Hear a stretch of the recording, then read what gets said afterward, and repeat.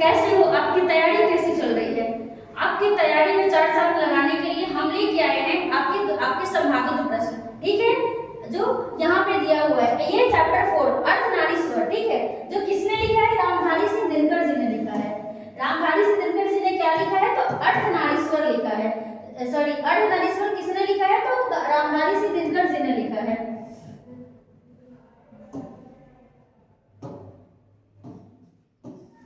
अर्धनारीश्वर कल्पित रूप है। जब आप पढ़ेंगे, आप चैप्टर जब पढ़ते हो तो स्टार्टिंग में दिया हुआ है कि अर्धनारीश्वर किसका कल्पित रूप है? शिव और पार्वती का, राम और सीता का, राधा और कृष्ण का, विष्णु और लक्ष्मी का। इसका सही आंसर क्या हो जाएगा? इसका सही आंसर क्या हो जाएगा? ये शिव और पार्वती का कल्पित रूप है। दिनकर जी को निम्न में कौन सा पुरस्कार दिया गया है?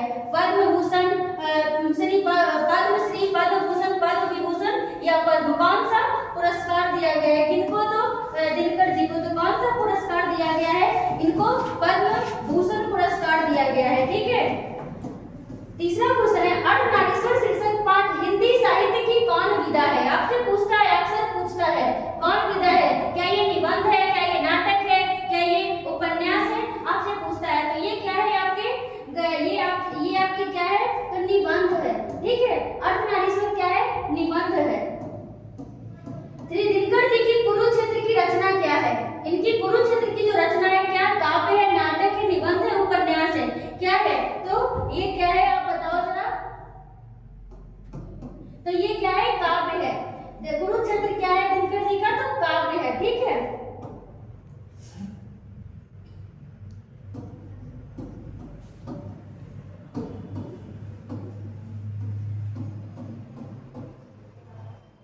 दिनकर जी की संस्कृत के 4 उपाध्याय, संस्कृत के 4 उपाध्याय किस विधा में? आपसे कभी कभी ये पूछता है कि संस्कृत के जो 4 अध्याय है, ये किसने लिखा है? आपसे पूछता है, अक्सर पूछा गया है।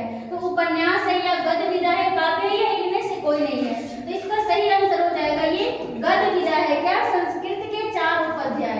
कौन सा? दिनकर जी के संस्कृत के 4 उपाध्याय गद्य विधा है, ठीक है। उर्वशी काव्य कृति पर दिनकर को कौन सा पुरस्कार मिला है? उर्वशी पर कौन सा पुरस्कार मिला है, बताओगे आप? उर्वशी पर साहित्य अकादमी मिला है, भारतीय ज्ञानपीठ मिला है, भारत रत्न मिला है, या पद्म भूषण मिला है? तो क्या मिला है? भारतीय ज्ञानपीठ पुरस्कार मिला है। भारतीय ज्ञानपीठ पुरस्कार मिला है किस पर? उर्वशी पर। किसका लिखा हुआ है? रामधारी सिंह दिनकर का लिखा हुआ है। आगे है, पराधीनता के कारण नारी अपने अस्तित्व का अधिकारिणी नहीं रही है। यह उक्त किस शीर्षक पाठ से लिया गया है? क्या अर्धनारीश्वर से है? क्या ओ सदा नीरा से है? जूठन से, रोज से है? यहाँ पे ओ सदा नीरा होगा। ओ सदा नीरा।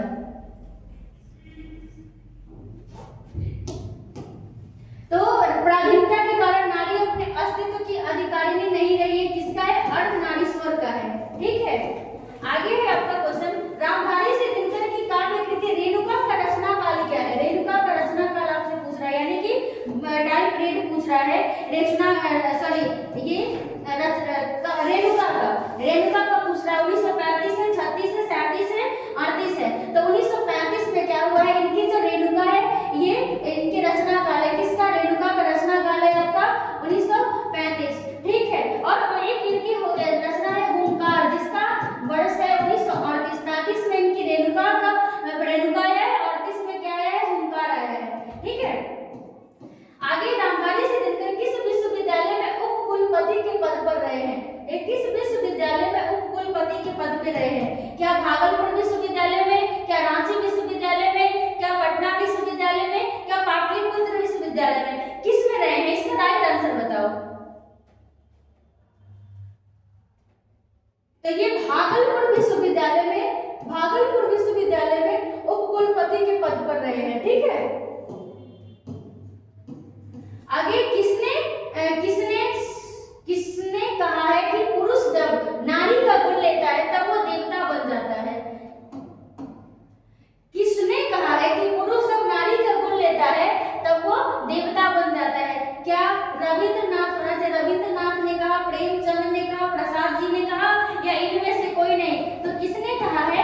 आपके प्रेम